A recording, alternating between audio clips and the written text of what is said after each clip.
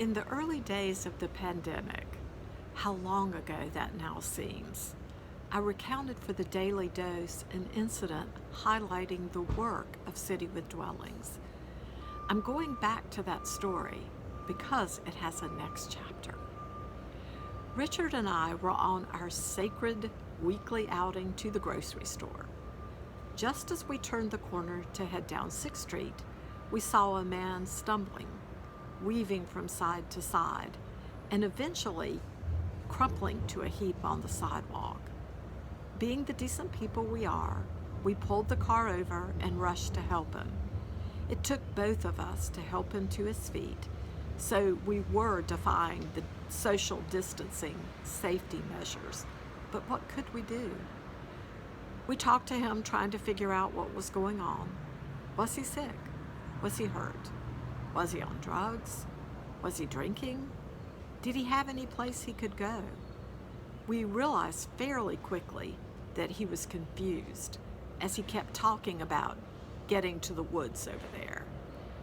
All I could think was, I don't know what to do for this man who does not seem to be capable of taking care of himself, and we just can't leave him here. Who do we call? What do we do? So what did we do?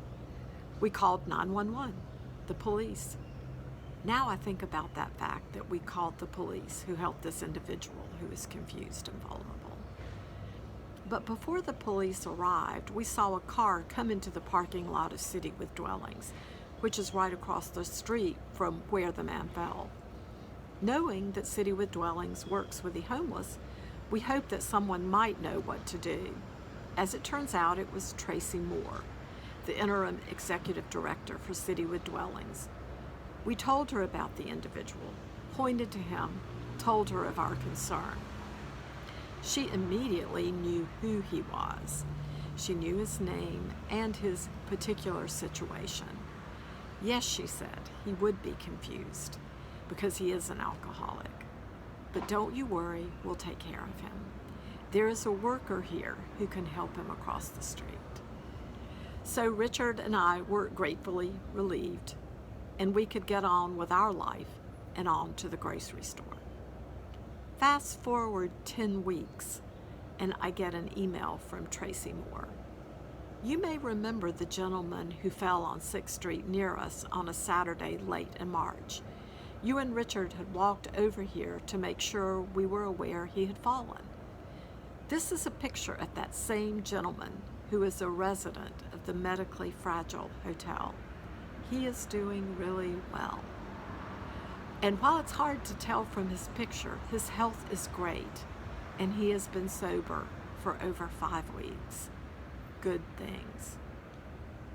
I cannot help but be reminded of the story of the demoniac that Jesus encountered upon entering the community of Gerasene. The imagery in the story is so vivid. This man who was living apart from his community in a cave where he raged, hurt himself and rent his clothes, tormented perhaps by a mental illness and confusion. People clearly did not know what to do with him. When Jesus saw this man, he took compassion on him and helped to set him free of his torment. The news of this encounter spread throughout the community, and people came looking for Jesus.